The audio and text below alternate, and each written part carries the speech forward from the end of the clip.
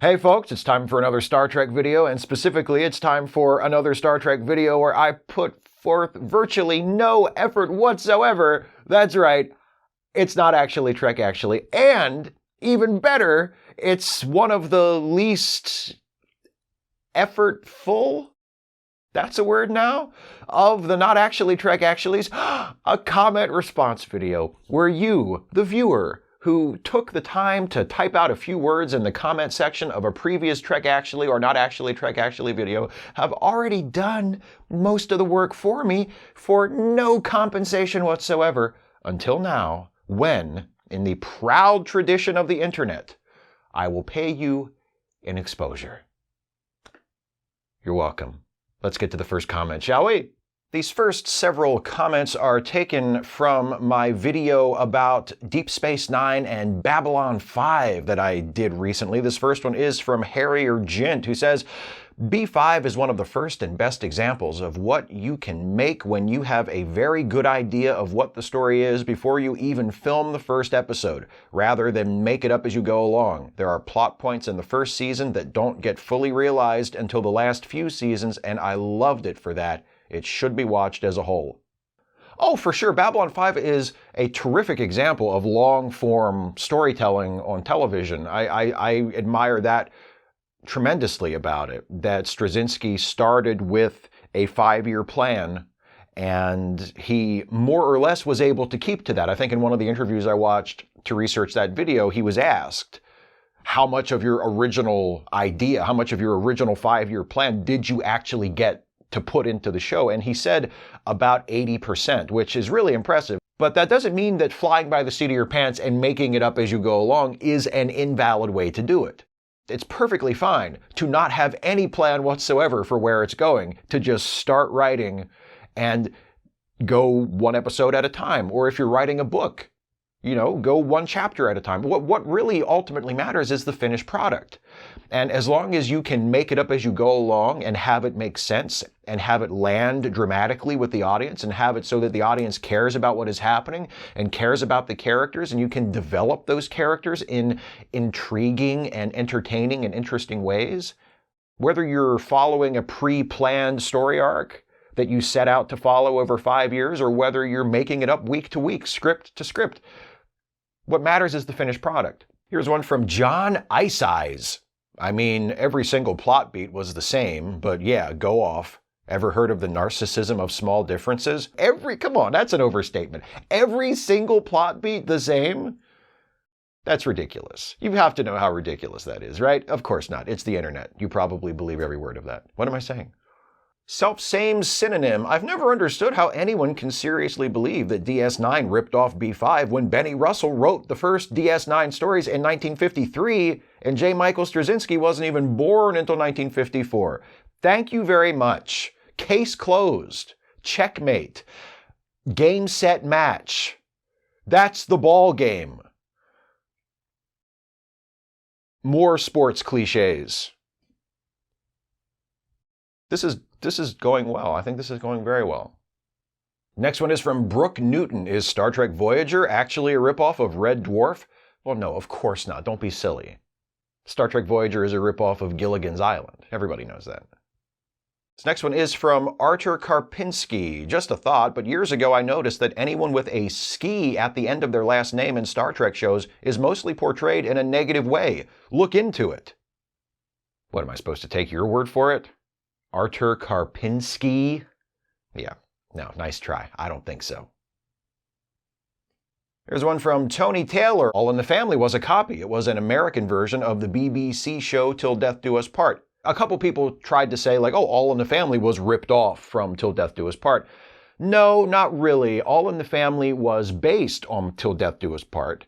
And that is actually in the credits of the show because Norman Lear, the creator of All in the Family, bought the rights to adapt Till Death Do Us Part, the original British show, and to make an American version of it, which became All in the Family. So it's not a ripoff, it's an adaptation. It's an officially licensed, legal adaptation. He bought the rights to the show to use it as the basis for his show. So it's a very different situation than saying he ripped it off. like people would say or have said that Deep Space Nine was ripped off of Babylon 5. That would have been without permission. And Norman Lear basing All in the Family Until Death Do Us Part was with permission.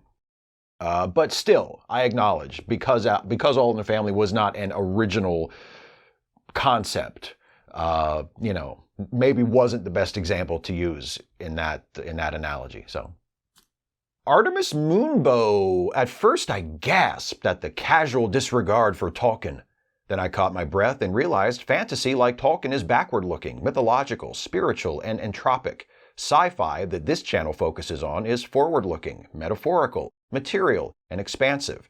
In the former, the best is past. In the latter, the best is yet to come. I can see different strokes for different folks. There was a lot of sort of rending of the garments in the comments of that video from people who are like, I can't believe Steve doesn't like Lord of the Rings. And I guess because I don't talk about it that much, newer viewers to my channel don't know that I've said on previous videos going back years and years, I'm not a Lord of the Rings fan. Like, I just don't dig it at all. So I apologize for shocking you if you weren't already clued in. But, we've reviewed 2 of the movies on Late Seating, our movie review podcast that I co-host with Jason Harding, linked in the description. And I have never read any of the books, never felt any interest in reading the books. But we reviewed the first 2 movies, and eventually we'll get around to reviewing the 3rd movie as well. And they're just not my thing. I admire them. I admire the craftsmanship that goes into making them as films, as productions. I mean, the set design, the production design, the cinematography, the costume design, the level of detail that goes into making these films and bringing these fantasy worlds to life is incredibly impressive, and I admire that a great deal. But does it speak to me? Does it touch me in my heart? Do I care about what is happening on screen at any given moment? Do I care about the fates of those characters? No, I don't. I find it kind of dull, and that's just a matter of taste, right? As you say in your question, Artemis, different strokes. I don't begrudge any. If you are a Tolkien fan, if you love those books, if you love those movies, if you have found a work of art that touches you and speaks to you and enriches your life, the last thing I ever want to do is begrudge you that or make you feel bad for liking it, unless it's like 300 or something, or the original Birth of a Nation. If that's the piece of art that touches your soul, then fuck you. But no such problems with Lord of the Rings as far as I am aware. And if that's what does it for you and that just really makes you smile or warms your heart or ennobles you in some way, that's awesome. It doesn't do it for me, but that's fine. Now, this next comment is from a video I did a while back called Will Star Trek Ever Be Public Domain? That was actually another comment response video. And this comment is from Matt Bilderback, who says, it's always funny to me when people say they are inclusive and then they say they don't want to insert a group of people here. Double plus good.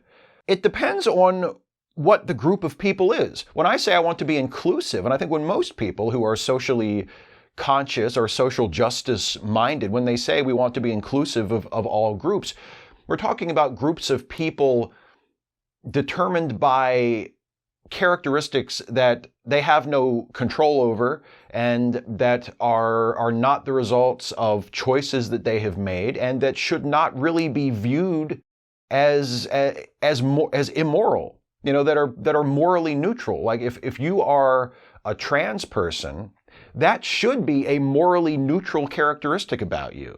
That should be no different than the color of your hair or the color of your eyes. The fact that it is used to abuse people and mistreat people and exclude people is the problem. So you want to not do that and be inclusive. But if you are, say, a Republican or a member of the Ku Klux Klan, but I repeat myself, sorry, don't mean to be redundant, that is the result of a choice that you have made, right? You weren't born a Republican. You weren't born a member of the KKK. You didn't have to vote for Donald Trump because of some genetic condition that you have that compelled you to do it, right? You weren't programmed from birth in your DNA to be a right-wing asshole that supports fascism. You chose to do that. Yes, you may have been conditioned by cultural factors and upbringing and your own biases and prejudices and so forth, But ultimately, you chose to do that, and that choice tells me something about you, and part of what it tells me about you is I don't want to hang out with you. And I'm not making videos for you, and I don't want you in my comment section spewing your horse shit, and you're not welcome here. And it's not because of your skin color or your ethnic identity or your gender identity or your sexual orientation or what country you're from or what religion you practice or what language you speak or whether whether you have a disability or not or whatever. It's not about any of those things that are used as factors for unjust discrimination. It's because you're an asshole. It's because you're a small-minded, bigoted asshole that promotes policies and spews rhetoric that harms people and alienates people and hurts people. So you're not welcome here. Like, if you are a member of those groups that do those things that are the results of their choices and their actions, then no, you're not welcome here. And that is not inconsistent with wanting to be inclusive of people who are discriminated against and marginalized because of factors that they should not be judged for, but nonetheless are. It's not inconsistent at all. And whether you think that it's inconsistent or not doesn't really bother me because, as I said already, the fact that you leave a comment like that and piss and moan about it and try to point out my supposed hypocrisy, right? Oh, so much for the tolerant left. Just tells me that you're a fucking asshole and I don't give a shit what you think. Now, these next several comments are from my video about whether or not Captain Janeway murdered Tuvix. The first one is from my pal Bree Breacher, who says, the duplicate episode that gets me a lot is the Enterprise episode where Trip had a clone made for him for the purpose of harvesting parts. A lot of people pointed out this episode and said that I could have or should have referenced it when I was talking about the dark fate that awaits most duplicates in Star Trek shows. And the main reason that I didn't is because I forgot that it existed. I just completely forgot about the episode. I've seen it. I've seen every episode of Enterprise at least once, but that was just not an episode that popped into my mind when I was doing research for that video. So good catch, Bree, and good catch everybody else who brought that episode up. It just honestly did not occur to me to include it, but it would have been incredibly appropriate for that video to use that as an example of one of the other times in Star Trek history when a clone or a duplicate or an alternate version of a main character has met a sad, grisly, gruesome fate while the normal version was allowed to go off and continue their adventures and have a great life. It does not pay to be a duplicate in a Star Trek show at all. This one's from Trans Gamer Girl. The Federation doesn't have the death penalty. Steve, must I remind you of General Order 7 and what the penalty for violating it is?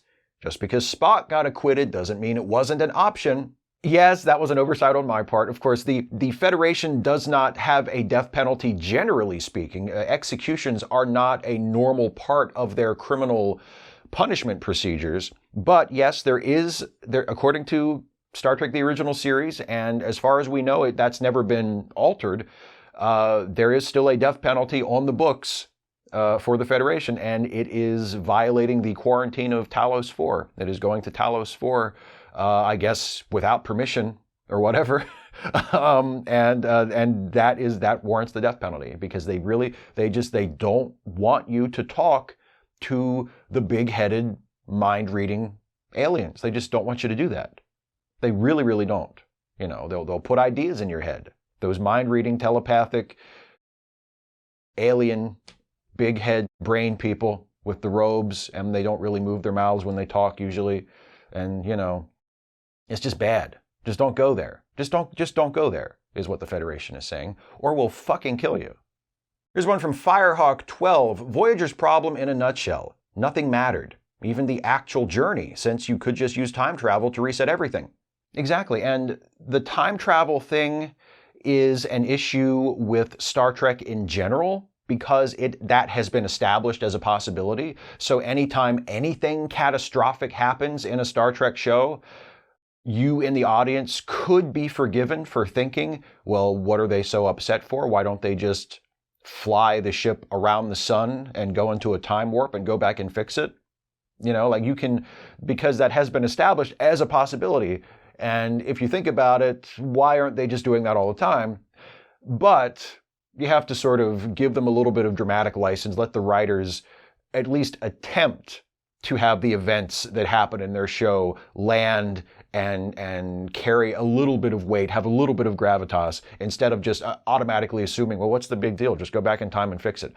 The problem with Voyager in that sense is that Voyager actually did that. Here's one from JJM Freeze 123. Everyone is always crying for justice for Tuvix, but no one ever mentions how Jadzia talked poor Odo/Curzon, Curzo, into suicide. R.I.P. Ozon, you deserved better.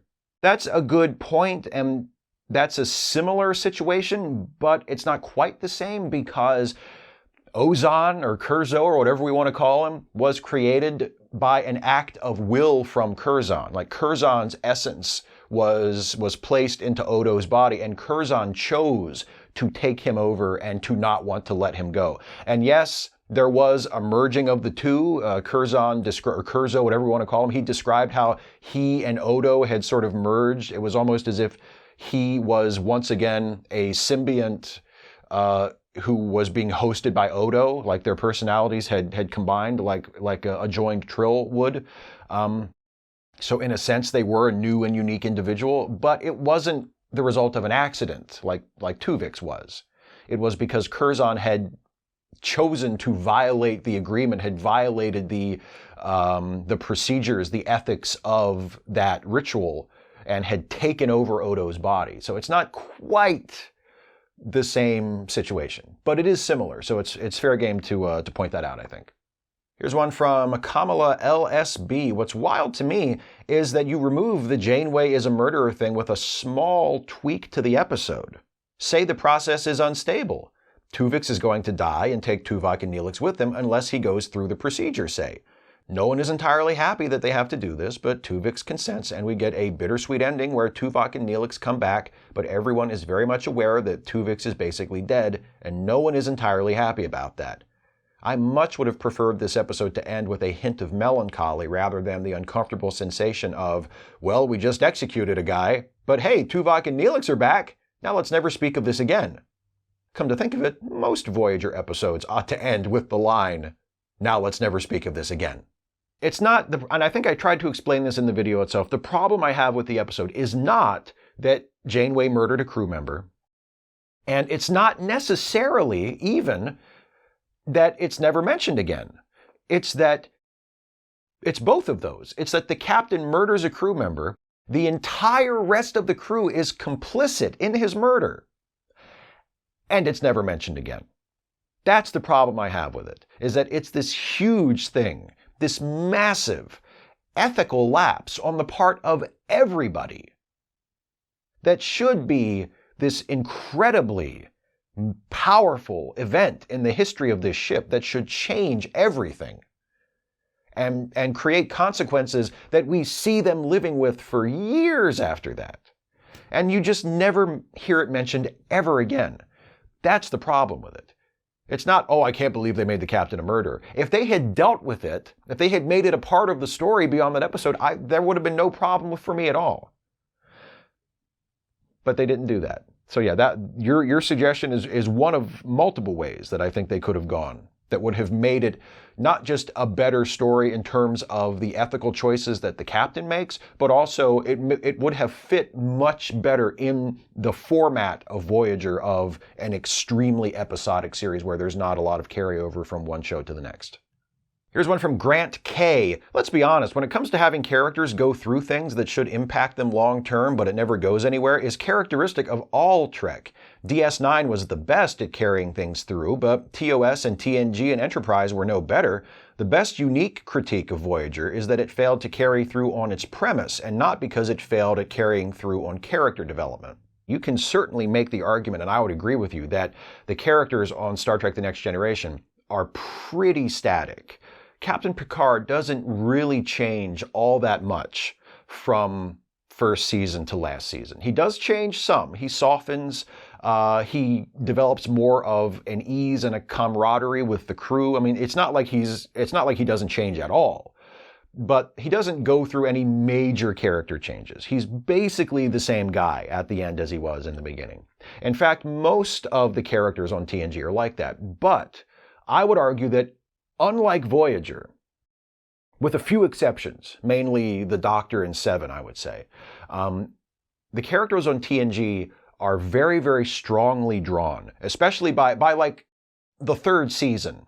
You pretty much know who all of those main characters are on the Enterprise D. You know Picard. You have an idea in your mind of who Picard is, of what his boundaries as a character are, of what defines him as an individual. You know Riker. You know Troy. You know Crusher, you know Worf, you know Geordi, you know the main characters, and they don't change all that much, and they might not be the deepest characters, but you know who they are. They have distinct personalities. They have distinct ways of acting and reacting to things. They have little pieces of their personality. Like Data doesn't change all that much, but you know who Data is. By the time they settle on who Data is in the second or third season and they figure out like, okay, this is who this guy is. This is what animates him. This is what drives him. This is his personality. You've got a sense of him. You know who he is. Do I know who Harry is? I don't feel like I do. Do I know who Chakotay is? Do I know who Tom is? I mean, I feel like I know who Tom is in the first episode, but after that, he kind of fades until they start throwing in random character traits. Like, oh, he likes to work on cars. Oh, he likes classic TV. Chakotay, oh, he's a boxer. You know? So I think that helps TNG and TOS overcome that more than Voyager does, because even though they also have static characters, they also have very, very strong characters. And Voyager, again, from where I sit, just doesn't have that, with a few exceptions. Vector85 says, Steve, I think I've got good reasons to kill people. Me. Locks door. Yeah, sensible precaution. Just don't forget that window above the kitchen sink, too, because I've noticed you keep that one unlocked most of the time. Here's one from Mia McMahill. How come they didn't just do a transporter clone of Tuvix, like Thomas Riker, and then split one of the Tuvixes back into Tuvok and Neelix? And again, this was a solution that was pitched by a lot of people in the comments, and I have to say, I'm glad they didn't do that, because that would have really been taking the easy way out. That would have been saying, you know, oh, these characters have to make this really, really difficult, wrenching moral choice. No, they don't. You know, it would have really felt, dramatically speaking. I mean, maybe you could say, like, if you put yourself into the fictional world of the characters and imagine you're actually in their situation and they're not people in a story, yeah, okay, maybe somebody would suggest that. Maybe they would try that. But in terms of writing a dramatically satisfying story, like, that would be such a cheat to say, actually, we can have our cake and eat it too. You know, we can just make another Tuvix and we can split one and keep one. Yeah, I'm really, really glad they didn't do that. Gerald Shields says, I don't know if it was murder per se. Janeway ultimately decided to proceed with the separation of Tuvix, acting in absentia to protect the rights of the two original men. Well, but here's my problem with that, Gerald. The two original men were dead. Tuvok and Neelix were gone. They had been fused into Tuvix. You could not bring them back without killing him. So essentially, Tuvok and Neelix were dead. And Janeway's decision was to undo that, to kill Tuvix, to bring back Tuvok and Neelix, who were already gone. And yes, as we've mentioned a couple times in earlier comments that I've responded to already, it's a little more complicated in Star Trek because you have all of these options available to you to bring back dead people in other circumstances. So death does not quite have the same finality for those characters that it has for us. But still, you're talking about bringing back two people who are dead, who died tragically, who died accidentally, who died through no fault of their own, but they're dead. Like, they're gone. And it sucks, and it's sad, and it's terrible. And if you could bring them back without murdering someone, sure, of course you would want to do that, but you can't bring back the two dead people without murdering a living person who did nothing wrong, who did not cause the accident that killed them, and has done nothing wrong since then to warrant being executed. So, yeah, you're killing one person to bring back two people who are already dead. I just don't think that's right. For that reason, I don't think well, what about Tuvok and Neelix argument holds any water. And now these next several comments are from my video that reviewed the first season of Star Trek Lower Decks. And this first one is from David Berman, who says, "Best line of the season was Wolf 359 was an inside job." Yes, I did not mention that character in my review, but I should have, because I absolutely loved the character that they introduced in the last episode of the season, who was basically the Star Trek version of a 9/11 truther. He was a conspiracy theorist, and he was spouting all kinds of bullshit, like Wolf 359 was an inside job. I think the Dominion War never happened was one of them, or changelings don't exist. I love that so much, because I despise conspiracy theories, I despise conspiracy theorists, and there are very, very few groups of people, to my mind, that are more deserving of ruthless, mean-spirited, remorseless mockery than conspiracy theorists. They are just the worst. And so seeing a character on Lower Decks making fun of conspiracy theorists was awesome. Here's one from Pocket Heart. "What Mariner did during episode 9 felt like a manic episode, something I'm familiar with in real life. Before that, I was wondering if Mariner was manic, but after that, I was totally convinced. I think she's bipolar. It explains the great deal of her personality. I've never experienced a manic episode. I don't know what that's like. I don't know what people who do experience those are like when they're having one and then when they're coming back from it. I don't have that frame of reference at all. So if that is consistent with that, then I need to take that into consideration, because I didn't, because it never occurred to me. It's not my experience. So I really, really appreciate that comment, that you, with a completely different experience from mine, can look at it and say, no, actually, that makes perfect sense to me. That seems totally like something that would happen. That's something to think about. I really, really appreciate you pointing that out to me. This next one is from Andre Somerville. "I didn't remember until just now that avoiding danger is the defining characteristic of the exocomps in the Star Trek The Next Generation episode, The Quality of Life. Glad to see Lower Decks keeps it constant." Not only that, here's how good that peanut hamper joke was. Not only are exocomps sort of set up in Quality of Life as having self-preservation. That's one of the things that makes Data first suspect that they might be sentient and not just machines with no consciousness, because they act in self-preservation. But at the end of that episode, one of the exocomps does choose to sacrifice itself for the others. So you're set up to think that Peanut Hamper is going to do that same thing, and then she doesn't. And you're set up twice. You're set up because you know that exocomps don't like self-sacrifice. You know that they act in self-preservation, but you also remember that episode and you think, oh, but the exocomp in that episode sacrificed itself, so Peanut Hamper's going to do the same thing. Nope.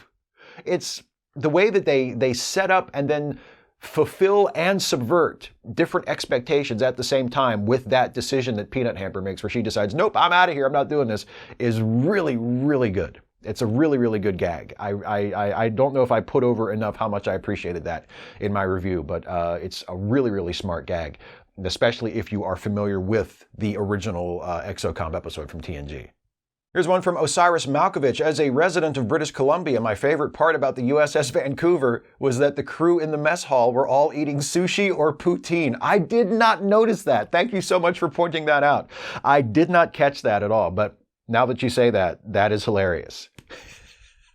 Here's one from H4HT53. "I have to admit, I didn't get the Vancouver joke."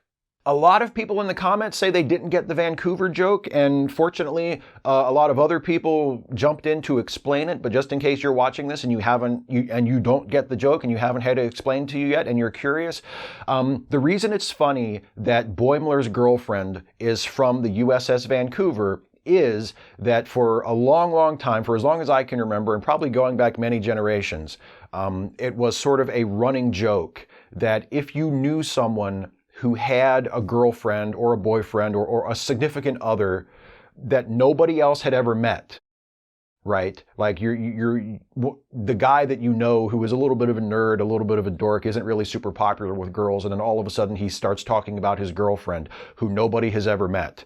The joke was that, well, you wouldn't know her. She's not from around here. She's actually from Canada. So a girlfriend in Canada is sort of like the joking shorthand referring to a fictional girlfriend. And that was Mariner's assumption, that when Boimler started talking about his awesome girlfriend that nobody had ever met, that she was his girlfriend from Canada, that she didn't actually exist. He had just made her up to impress people. And then it turns out that she was real, and she served on the Vancouver, so she really was his girlfriend from Canada. That's that joke. Danny Madan, I love DS9. It's my absolute favorite Trek, but Season 1 is a goddamn mess. Sure, you get to watch Duet and Emissary, but you also need to slog through The Storyteller, Move Along Home, and that fucking Rumpelstiltskin episode. I guess this is just another case of different strokes for different folks, because I don't have a problem with any of those episodes. I know people really like to knock the shit out of Move Along Home and call that a bad episode. I get such a kick out of that episode. I love that episode. And another episode from Season 1 that a lot of people really don't like, Dramatis Personae. I love that episode. I think that I actually, before I answered this question, before I started the video, I looked through the episode list of Season 1 of DS9 just to make sure there was nothing I was missing. And honestly, I think it's a really good season. Now, I think it suffers from comparison to the rest of the series because the show got a lot better after that first season. I mean, especially when you get into Season 3 and 4 and it really starts cooking, the show got a lot better after the first season. The first season by no means is the show at its best, but it's not a bad first season at all. Russ Morgan says, who doesn't love a Kenny Omega reference? Well, just off the top of my head, I would say Jim Cornette. These next few comments are from my video about the Voyager episode Real Life. This one is from Jacob Tan, who says, I think there is a plausible in-universe reason for how the episode portrays Klingons. We know that B'Elanna is very prejudiced towards other/full Klingons, and she shows it off throughout the series. I believe that she thinks Klingon teens act that way and program them that way on purpose. That is a really good explanation, but my problem with that is that you had to come up with that. And I agree it's consistent, it makes sense with what we know about B'Elanna, but it's not in the episode. You had to think of that in order to justify that. So I do not think that lets the writers off the hook for that, even though it does make sense. Here's one from Sean Henderson. Mostly this just leaves me wondering why, when Voyager's crew had been away from home for years and still believed it to be decades before they'd be home again, there wasn't an epidemic of crew members using the holodeck to simulate being back at home with their families. Because that would be a really great episode premise that would allow the show to explore some of the dramatic possibilities of the situation that the crew found themselves in, and the writers, for whatever reason, just weren't interested in or weren't able to do that.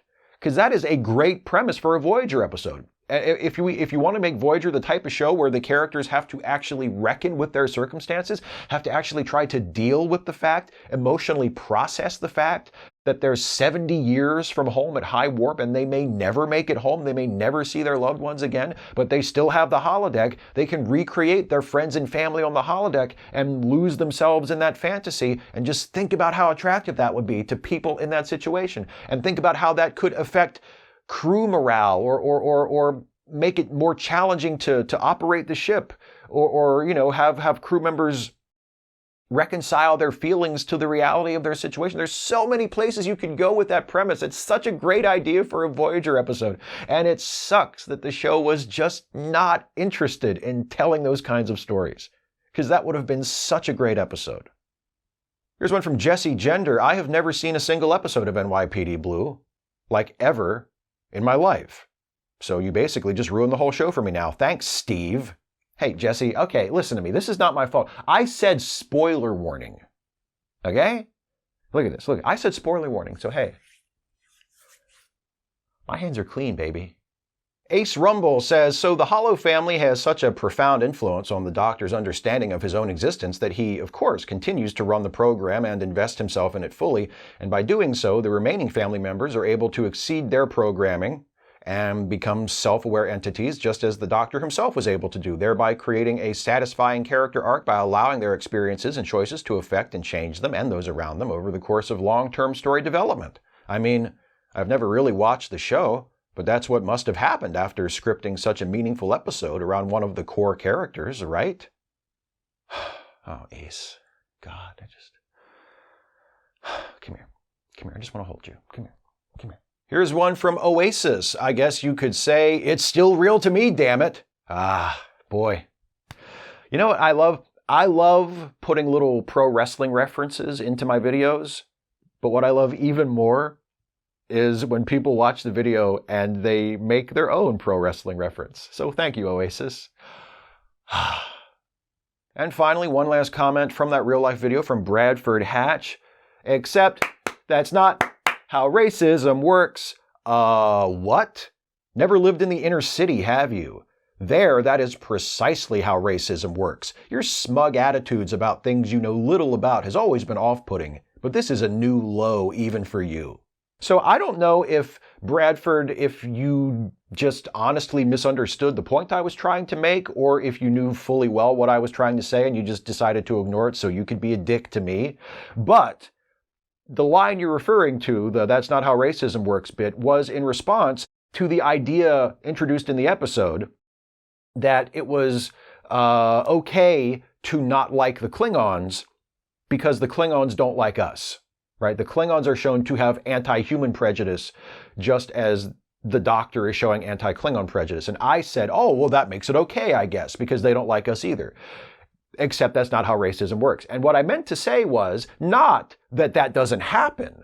Not that something like the Klingons hating us wouldn't happen, because you point out, oh, you haven't been to the inner city. I guess that means what? That people who live in the inner city who are not white people, maybe black folks in the inner city, don't like white people, and also white people don't like them. So there's racial prejudice or racial bias on both sides.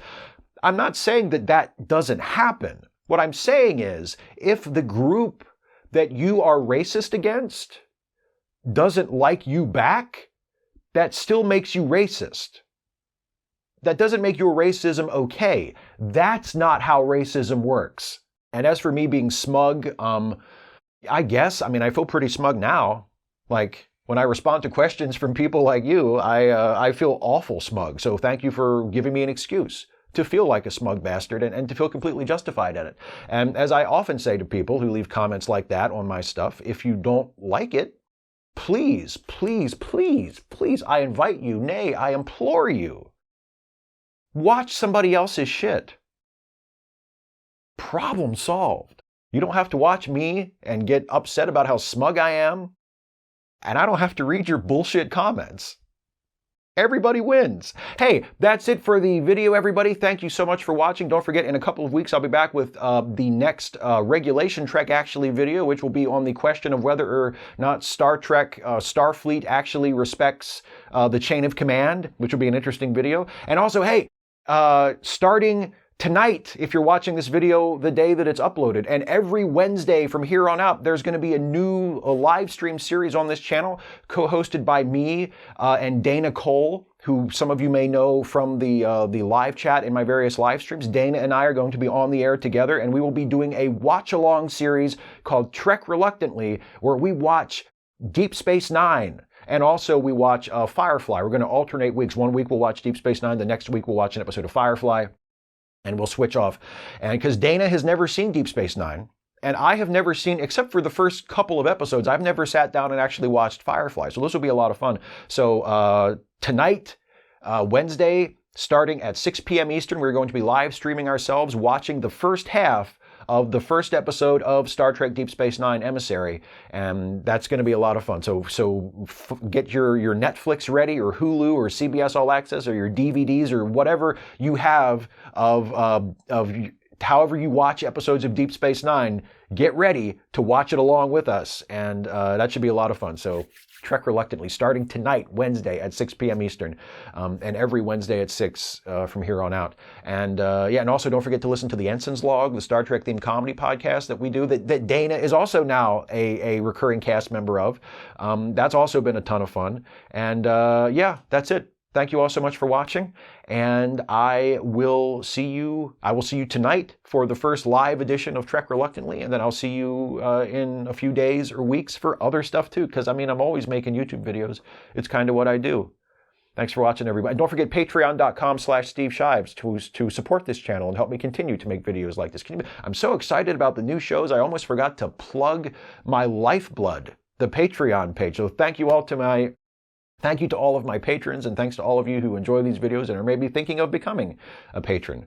I super appreciate it. And now I will say, thanks for watching, and take care, everybody. I'll see you next time.